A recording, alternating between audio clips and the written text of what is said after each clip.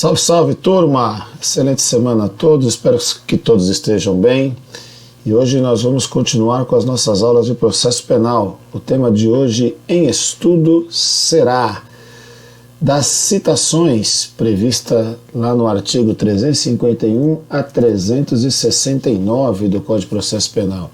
Também falaremos de intimações e dentro desse tema fazer diferença entre intimação e notificação, tá ok? É tema importante, né, como todos os temas o são, mas a citação ela se reveste de uma importância no processo penal porque é quando eu chamo o acusado ao processo, dando ciência a ele que ele está sendo processado e tem direito a se defender. Inicia-se com a citação válida, portanto, o processo penal. Eu tenho ação penal, né? Eu tenho denúncia, eu tenho oferecimento da denúncia, eu tenho recebimento ou não da denúncia, e nesse interim, uma modificação que nós tivemos aí em 2008, nós vamos ter o instrumento da citação, ou seja, chamar o réu ao processo. Então, de certa forma, a citação é expediente indispensável no processo penal, pois consagra o próprio devido processo legal, consagra aí a ampla defesa, consagra o contraditório, tá ok? Então espero que todos aproveitem e vamos seguir em frente. Obrigado. Bom, o artigo 396, e por que começar pelo 396 se você acabou de falar que a citação está no 351, justamente para que a gente possa compreender o assunto. Olha lá. Artigo 396. Nos procedimentos ordinário e sumário, oferecida a denúncia ou queixa, o juiz, se não a rejeitar liminarmente, recebê-la e ordenará, olha aqui, a citação do acusado para responder à acusação por escrito no prazo de 10 dias. Nós vamos entender, quando estudarmos procedimento comum ordinário e sumário, que se trata da resposta em acusação, ou resposta da acusação, ou como alguns já na prática tratam, a famosa RA, uma peça processual muito exigida no exame de ordem. Vamos fazer bastante instrumentos dessa natureza. Parágrafo único, no caso de citação por edital, o prazo para a defesa começará a fluir a partir do comparecimento pessoal do acusado ou do defensor constituído. Olha que interessante, só pelo 396 eu já consigo depreender que eu tenho dois tipos de citações, a citação pessoal e a citação por edital. Citação pessoal quando eu encontro o acusado, a citação por edital, por certo, quando eu não encontro. Vamos tratar de ambas a partir de agora, ok? Bom, o que é a citação? Um conceito formal de citação. Citação é o ato processual que tem a finalidade de dar conhecimento ao réu da existência da ação penal, do teor da acusação, bem como cientificá-lo do prazo para apresentação da resposta escrita. Olha que conceito bastante interessante. É ato processual, então eu já estou na fase de transição entre a fase de investigação, lá da delegacia, lá do inquérito policial, lá da denúncia, e estou passando para a fase do processo. Por isso que eu disse que a citação é um instrumento do devido processo legal. Então, olha lá, ato processual que tem a finalidade de dar conhecimento ao réu da existência da ação penal, do teor da acusação. Então, se dar ciência ao réu que ele está sendo acusado de um crime e que por estar sendo acusado, ele está sendo também processado. E aí a gente tem que cientificá-lo, que ele tem prazo para apresentar a resposta escrita. Acabamos de ver no caput do 396 que o prazo são de 10 dias. E aí eu tenho o artigo 363, olha lá. O processo terá completado a sua formação quando realizada a citação do acusado. Não sendo encontrado o acusado, será procedida a citação por edital. E o parágrafo 4º, comparecendo o acusado, citado por edital, em qualquer tempo, o processo observará o disposto nos artigos 394 e seguintes deste Código. Aqui vale uma observação no 363, que ele foi modificado em 2008 pela Lei 11.719. E aí diz lá, né, o processo terá completado a sua formação quando realizada a citação do acusado. Na realidade, o processo terá realizado a sua formação quando houver o recebimento da denúncia. Com a inversão em 2008 da citação sendo antes do recebimento da denúncia, o que nós temos então agora? Nós temos apenas com a citação válida a notícia de que o acusado está sendo processado, ok? Mas eu não tenho tecnicamente ainda processo. Nós só teremos processo quando nós tivermos o recebimento da denúncia ou da queixa-crime. Porque como é que funciona? Conclui o inquérito, encaminha o inquérito ao fórum, o promotor de justiça, entre as opções que ele tem de devolver para cumprimento de cotas o inquérito, requerer o arquivamento, ele tem lá como função típica o oferecimento da denúncia. Ofereceu a denúncia, manda citar o acusado, que vai apresentar defesa. Se ele não for absolvido sumariamente, aí sim eu tenho o recebimento da denúncia, terei processo, audiência de instrução e julgamento. Porque se eu considerar o 363, nós vamos ter o quê? Oferecimento da denúncia e citação. Mas eu não tive o recebimento da denúncia ainda, então eu não posso dizer que o processo está formado. Apenas uma observação, porque a redação do 363 ela não é exatamente como acontece juridicamente, ok? Bom, a falta de citação ou gera o que? Vícios insanáveis no ato citatório. Então, a falta de citação ou vícios insanáveis no ato citatório constituem causas de nulidade absoluta ao processo. Nós vamos estudar isso, está lá no artigo 564.3, a linha E do Código de Processo Penal, salvo se o acusado comparecer em juízo, dentro do prazo legal e apresentar a resposta escrita, por ter sido cientificada da acusação por outro meio qualquer. Nós estamos caminhando aí com a aula de citação, então já deu para perceber que citação é de suma importância a sua compreensão, o seu entendimento. Tanto a citação precisa preencher requisitos, tanto é que se ela não for válida e se houver vícios insanáveis, por exemplo, a gente vai observar que a citação tem que ser na pessoa do réu. Eu não posso citar uma terceira pessoa por ele, ok? Então são vícios insanáveis. Então a falta ou vícios insanáveis geram a nulidade absoluta. Nulidade é vício de processo. Então a parte demonstra prejuízo. Em demonstrando prejuízo, o processo é nulo. E é absoluta porque viola direitos e garantias fundamentais. Não se convalidam. São direitos que asseguram o devido processo legal.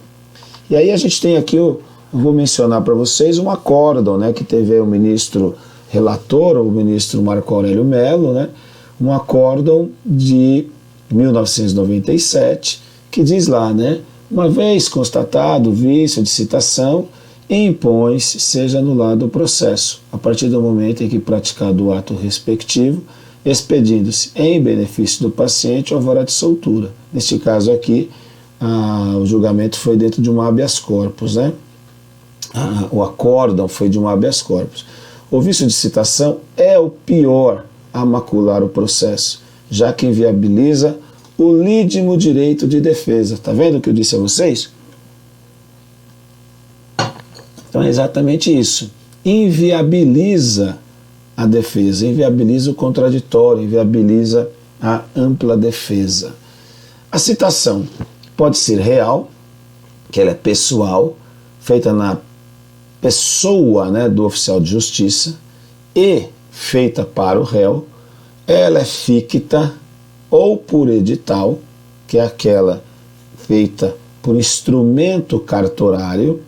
E aí o professor aqui, Vitor Eduardo Rios, ele gosta de fazer, ou faz a distinção em citação com hora certa. Muitos autores vão tratar a citação com hora certa dentro da citação real, mas o professor aqui faz essa diferença. Como nós estamos utilizando aqui alguma referência do professor, eu fiz questão de trazer isso à baila, né?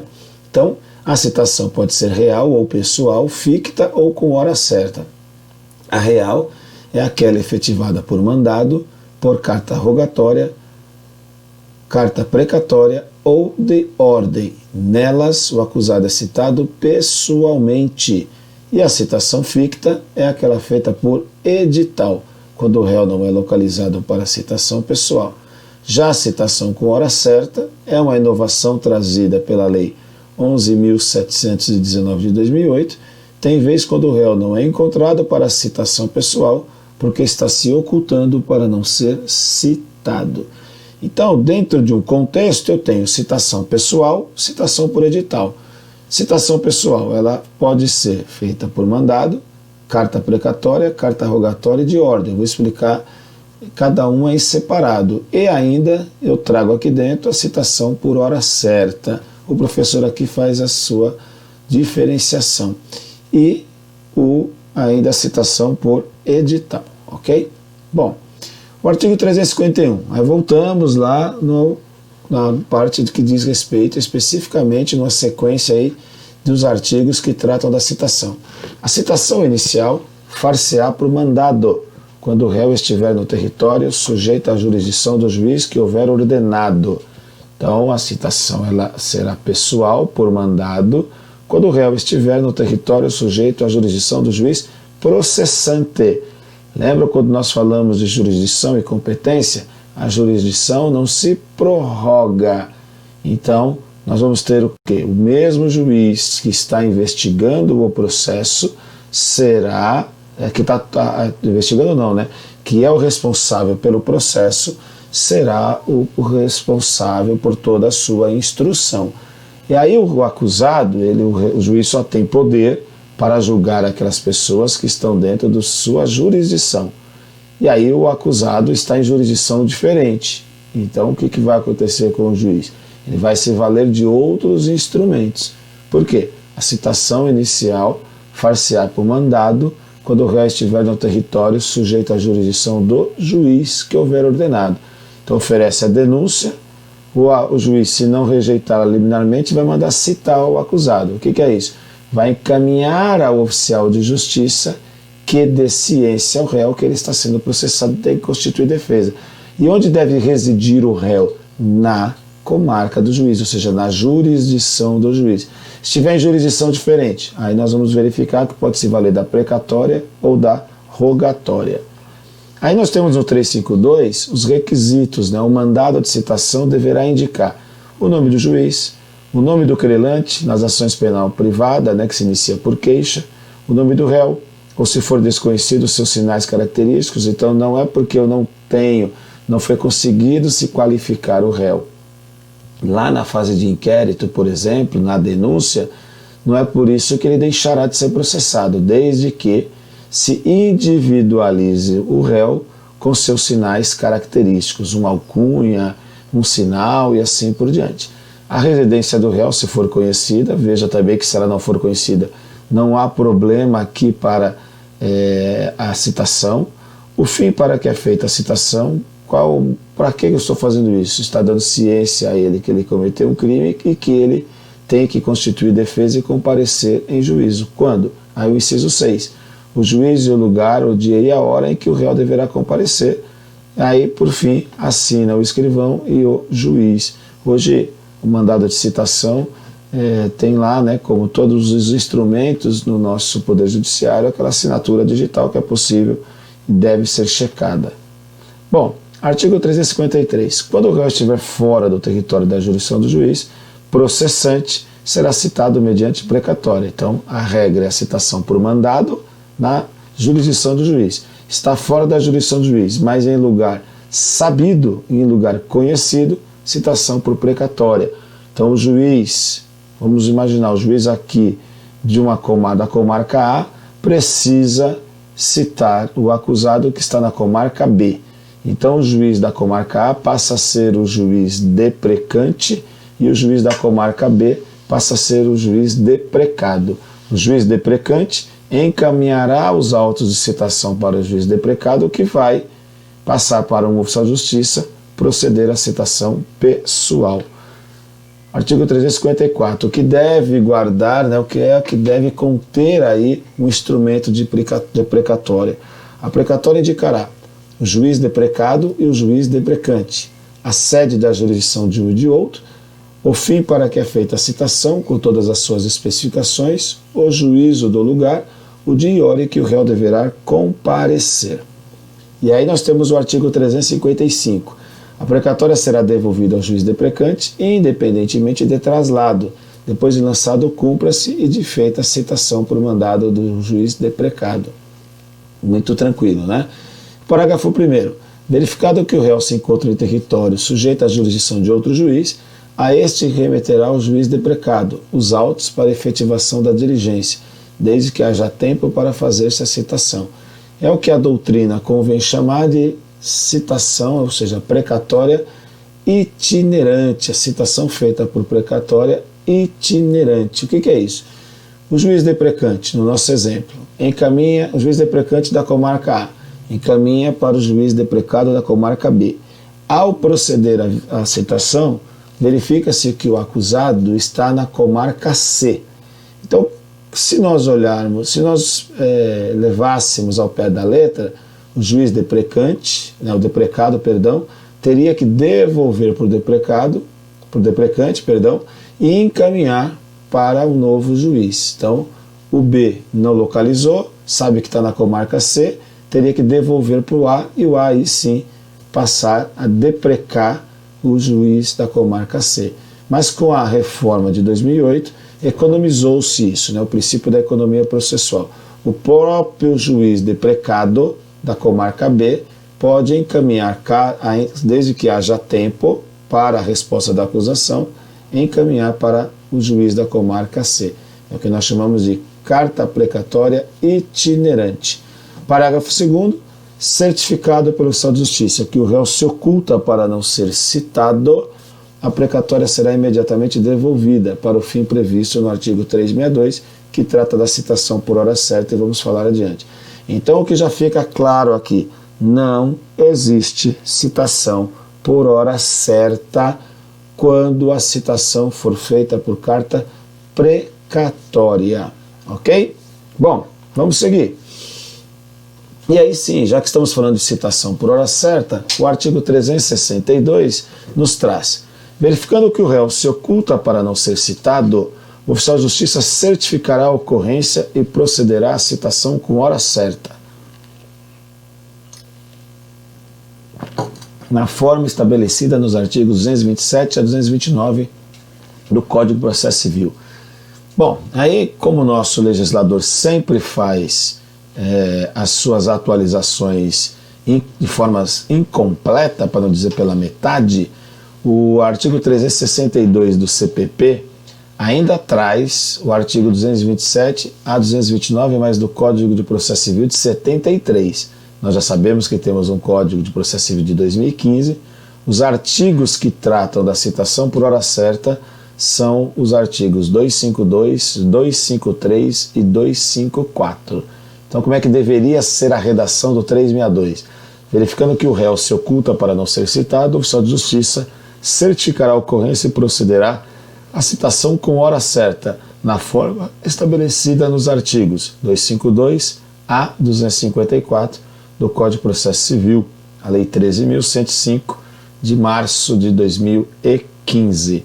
Então veja que esse é um tema que a gente vai dedicar um pouco de atenção, uma atenção um pouco maior, porque não é um instrumento de processo penal, é um instrumento por meio da analogia de processo civil. O legislador processual penal está remetendo para o legislador do processo civil a citação por hora certa.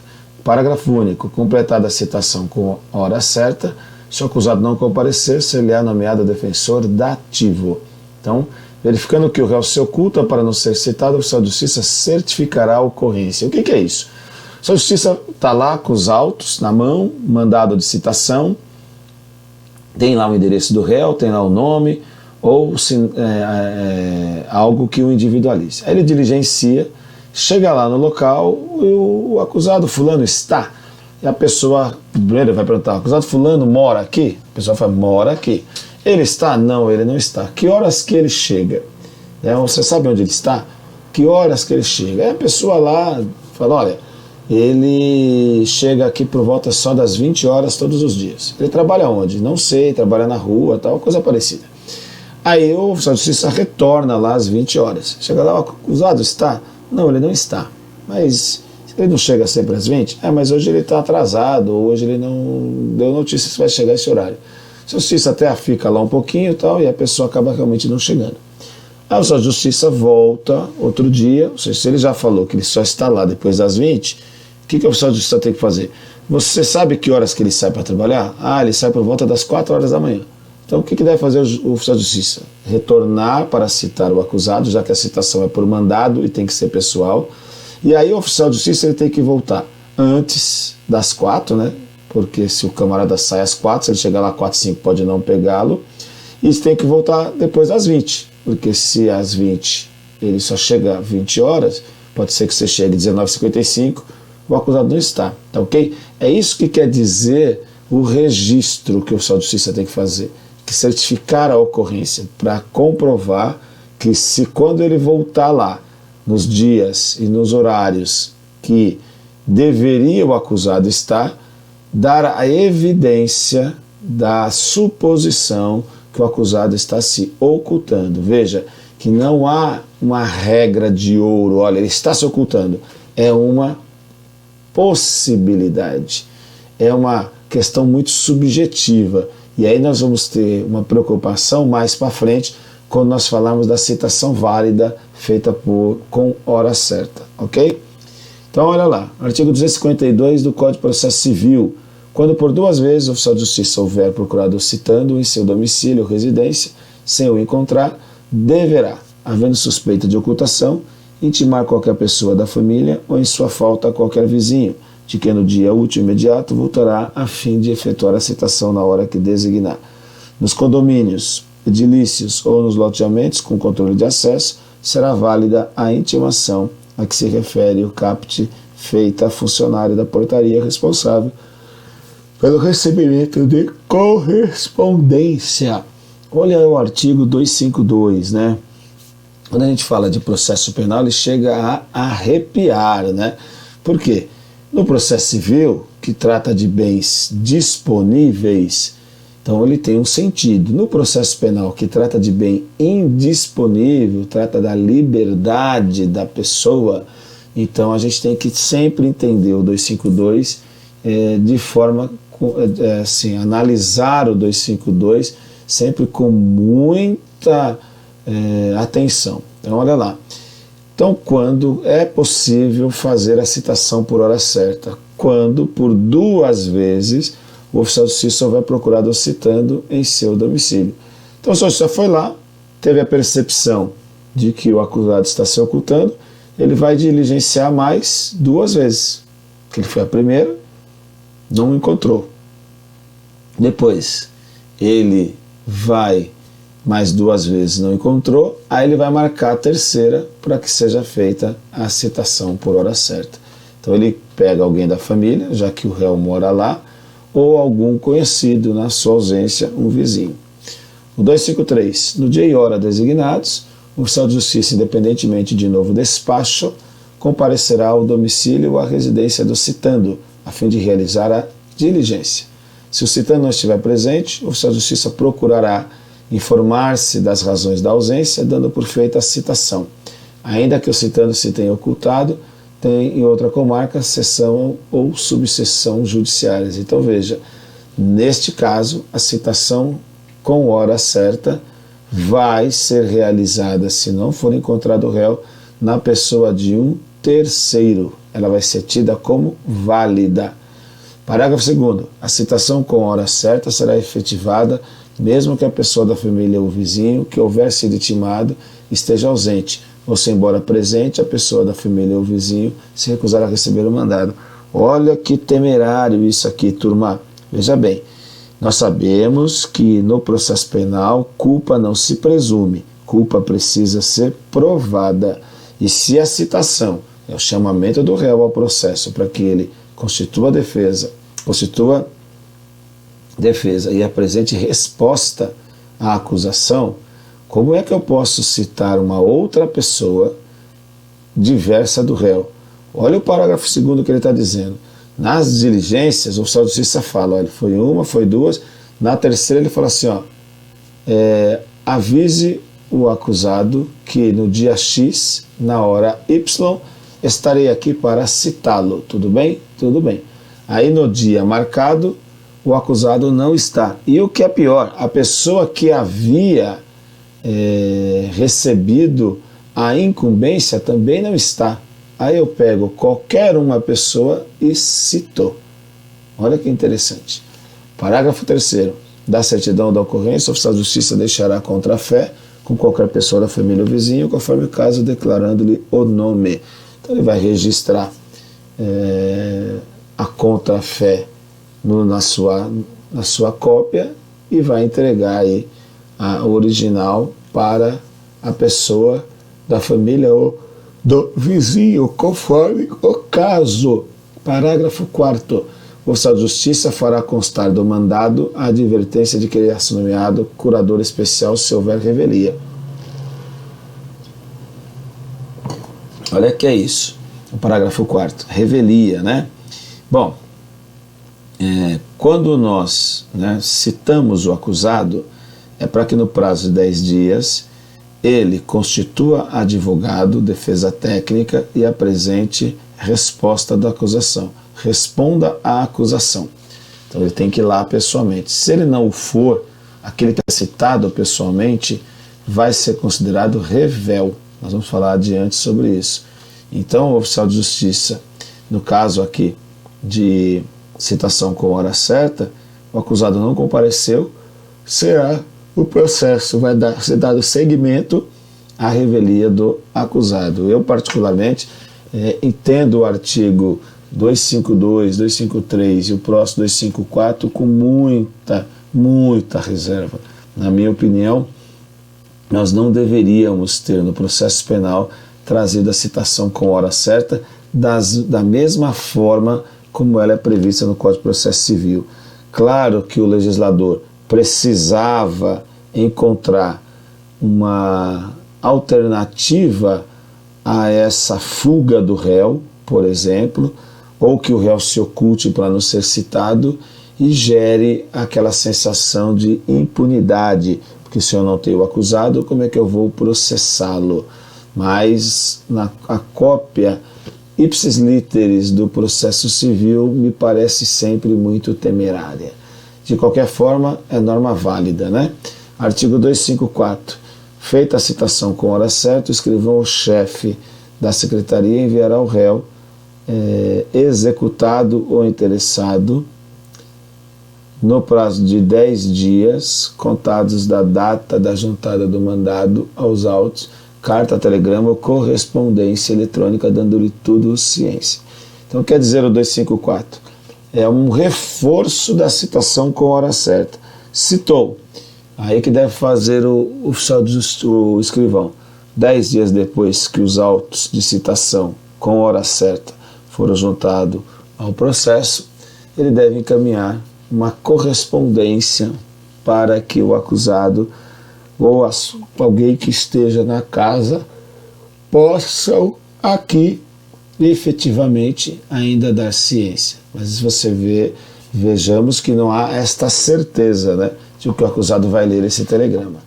Bom, algumas particularidades da citação, considerando a situação do réu, seja ele militar, preso ou funcionário público. Artigo 358. A citação do militar far-se-á por intermédio do chefe do respectivo serviço militar. Nós estamos falando dos militares das Forças Armadas, polícias militares e corpos de bombeiro. Aqui o oficial de justiça não cita o réu, ele tem que citar o comandante do militar. E o comandante do militar é que se encarregará de proceder à citação. Ok? No 359, trata-se da citação do funcionário público. O dia designado para funcionário público comparecer em juízo como acusado será notificado, assim a ele como ao chefe de sua repartição. No caso do funcionário público, ele é citado pessoalmente, mas tem que ser dado ciência ao chefe da repartição para que o chefe, dependendo da função que o funcionário público desempenhe, primeiro, não tenha perda de ponto, segundo, possa substituir aquele funcionário por outro, porque aquele funcionário titular foi citado e deverá comparecer em juízo. Artigo 360. Se o réu estiver preso, será citado pessoalmente. Então, o que faz a justiça? Vai até a carceragem, né? Vai até o presídio, contato com o diretor do presídio, diz que precisa citar o réu, e aí o diretor do presídio vai tirar o réu da cela e vai levar para um local adequado que os estabelecimentos prisionais possuem, e lá o acusado será citado. Bom, quando o acusado goza de foro por prerrogativa de função, o tribunal a quem incumbe o julgamento em grau originário emite carta de ordem, determinando que o juiz da comarca onde reside o réu providencie sua citação. Então imaginemos que um promotor de justiça que agrediu a esposa, né, ou praticou um crime qualquer, ele tem direito a ser processado e julgado no foro por prerrogativa de função, no caso aqui o Tribunal de Justiça, né, falando aqui de São Paulo, por exemplo, mas o tribunal não tem lá o oficial de justiça, então o que ele faz? Ele expede para a comarca uma carta de ordem, e aí é a comarca que vai proceder à citação do acusado com prerrogativa de função por meio da carta de ordem. Artigo 368. Estando acusado no estrangeiro em lugar sabido, será citado mediante carta rogatória, suspendendo-se o curso do prazo da prescrição até o seu cumprimento. As citações que houverem de ser feitas em legações estrangeiras serão efetuadas mediante carta rogatória. Então, o que é isso? Né? Tem cabimento que o acusado está lá nos Estados Unidos e aí precisa citá-lo. Como é que faz? Não vai pegar o oficial de justiça aqui, por mais que ele queira, uma passagem aérea, um avião, e vai lá citar o acusado. Não. Então, o juiz aqui vai traduzir para a língua aonde está o acusado, por isso que precisa saber onde que ele está, por isso que tem que ser lugar certo e sabido. Vai encaminhar para o Itamaraty vai encaminhar para a embaixada do país aonde está o acusado. Como é um trâmite que supõe-se bastante demora, o prazo da prescrição é suspenso. E aí a gente já traz uma discussão. Suspende-se o prazo na carta rogatória da prescrição. Na carta precatória não se suspende, ok? Senão a gente acaba tendo problema. Bom, artigo 361. Se o réu não for encontrado, será citado por edital com prazo de 15 dias. É absolutamente subsidiária, precisa comprovar que se esgotaram todas as demais possibilidades de citar o acusado pessoalmente, a citação com hora certa. Artigo 361. Se o réu não for encontrado, será citado por edital com prazo de 15 dias. Bom, o que a gente tem aí? A citação por edital. Eu não sei onde ele está, local incerto, local não sabido, então eu preciso citá-lo. Citará por edital, valendo o prazo de 15 dias. Ou ainda, né, a lei, houve aí em 2008 algumas revogações, né, principalmente no artigo 363, então a gente tem que entender que quando o réu não for encontrado, ou quando for encontrado e o local for de difícil acesso. Agora, a citação por edital, ela é sempre subsidiária. A regra é que ela seja feita pessoalmente, seja por carta precatória, rogatória. Hoje aí, né, a gente precisa ter em mente. Então, se porventura não der para citar, seja por precatória, rogatória, carta de ordem, por mandado ou em hora certa, aí sim terá que se valer da citação por edital. Aqui eu fiz uma observação, né, artigo 364, que a gente poder entender aqui o 364. Então, no caso do artigo anterior, do número 1, o prazo será fixado pelo juiz entre 15 e 90 dias. Então, olha o que diz lá o 364, né? No caso do artigo anterior, número 1, só que o número 1 do artigo anterior foi revogado, o 1 e o 2. Então, ficou aí ali, né, o legislador fazendo uma menção a dois dispositivos que já tinham sido revogados. Coisas do nosso legislador. O edital de citação tem que conter o quê? Então aqui é para o acusado revel. O nome do juiz quer determinar, mesma coisa da regra inicial para o réu presente. O nome do réu, se não for conhecido, seus sinais característicos, bem como sua residência e profissão, se constarem do processo. O fim para que é feita a citação, não defesa, o juiz e o dia, a hora e o lugar em que o réu deverá comparecer. O prazo será contado do dia da publicação do edital na imprensa, se houver, ou da sua fixação.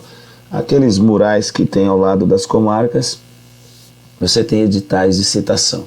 Parágrafo único. O edital será fixado à porta do edifício onde funcionar o juízo e será publicado pela imprensa onde houver, devendo a fixação certificada pelo oficial que a tiver feito e a publicação provada por exemplar de jornal ou certidão de escrivão, da qual conste a página do jornal com a data da publicação. Então, bastante tranquilo aí a redação do 365, né?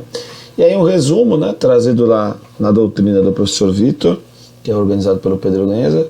Então aqui eu tenho citação, que pode ser pessoal por edital ou com hora certa, né? Lembrando que o autor é que faz a diferença. Então ela é pessoal quando ela ocorrer por mandado, por precatória, por rogatória. Mandado pessoalmente, precatória pessoalmente, mas tem que se valer de juiz de precado, porque o réu está em jurisdição diversa do juiz processante. Carta rogatória, também entendo que entendo não, né? Ela será feita por oficial de justiça, mas o réu está em lugar conhecido, mas fora do território nacional. Lembrar que a carta rogatória suspende o prazo prescricional. Carta de ordem, o réu está sendo processado numa instância superior e a instância inferior ou primeira instância tem que proceder à citação de um dos acusados que estejam lá no tribunal. A este dado, né, chamamos de carta de ordem. Citação por edital, se o réu não for localizado, regra geral, né, e se o réu estiver em local inacessível. Isso é muito interessante. Imagina que você tem que citar um réu e ele está em alguma cidade nossa aí, por exemplo, Rio Preto, que está na fase vermelha do Covid-19. Então, certo, a justiça não vai conseguir ir lá. Então, o que ele faz? Ele pode fazer a citação por edital. Citação com hora certa, nós já tratamos nos artigos 362, 63 e 64. Bom, artigo 366. Se o acusado citado por edital não comparecer nem constituir advogado, ficarão suspensos o prazo e o curso do prazo prescricional, podendo o juiz determinar a produção antecipada das provas consideradas urgentes e, se for o caso, decretar prisão preventiva nos termos do disposto do artigo 312.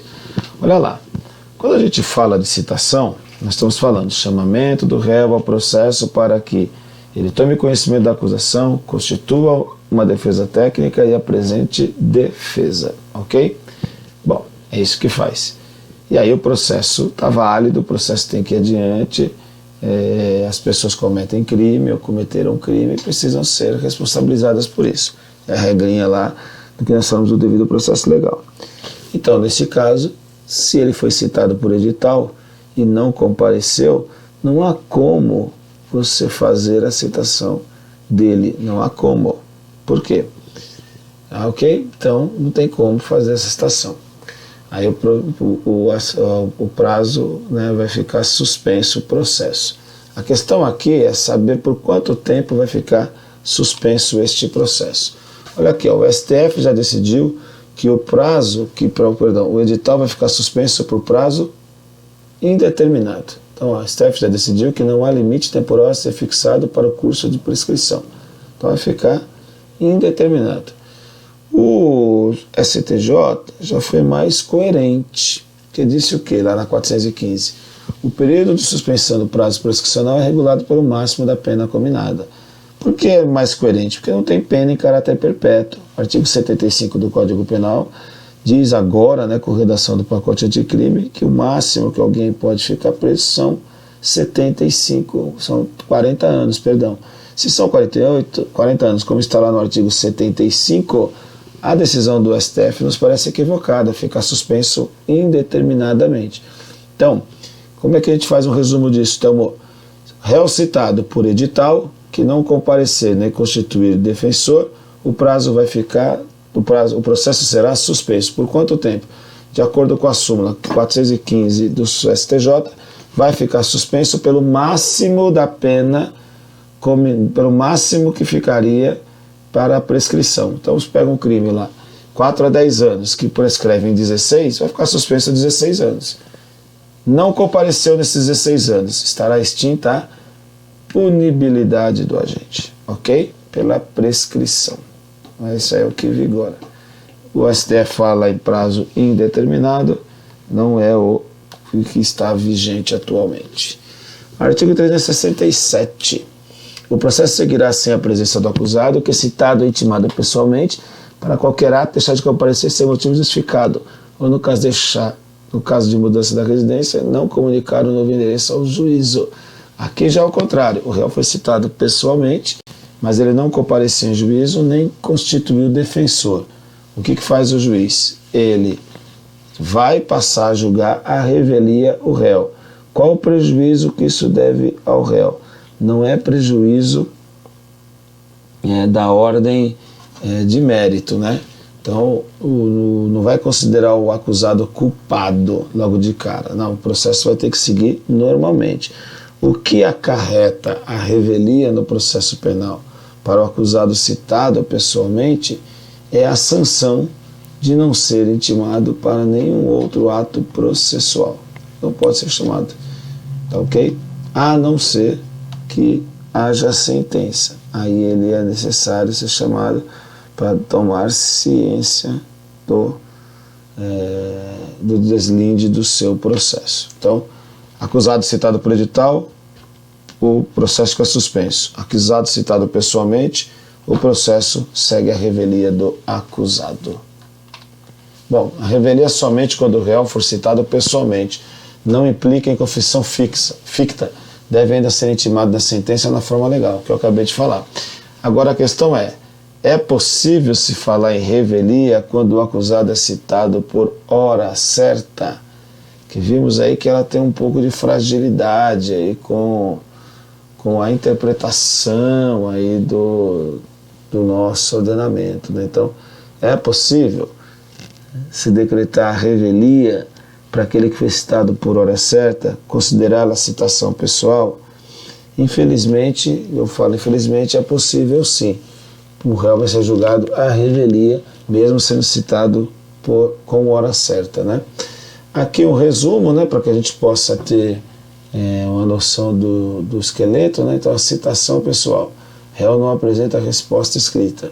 Juiz nomeia defensor datível para apresentar a proposta e a ação prossegue. Aí eu tenho citação por edital.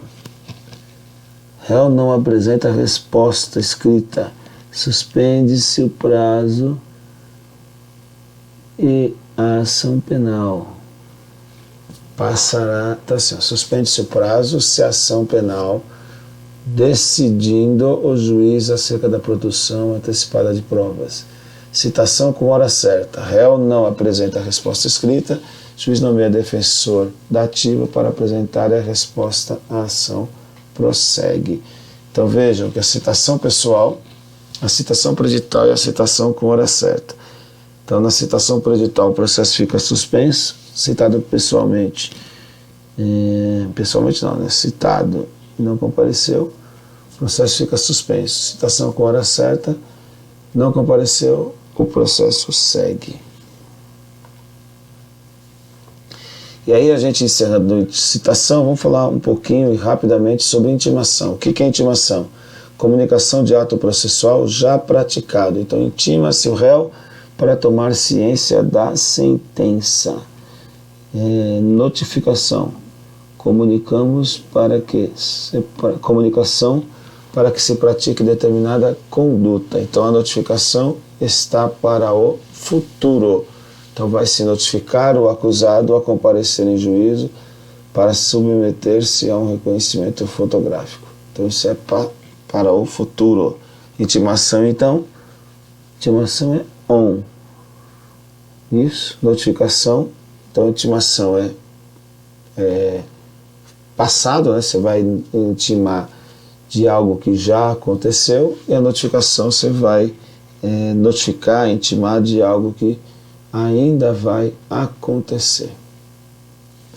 E aí tem aqui as regras da citação e da notificação. Artigo 370. Nas intimações dos acusados, das testemunhas de demais pessoas que devam tomar conhecimento de qualquer ato, será observado no que for aplicável disposto no capítulo anterior. Então, intimação pode ser precatória, notificação pode ser precatória, rogatória, carta de ordem, sim.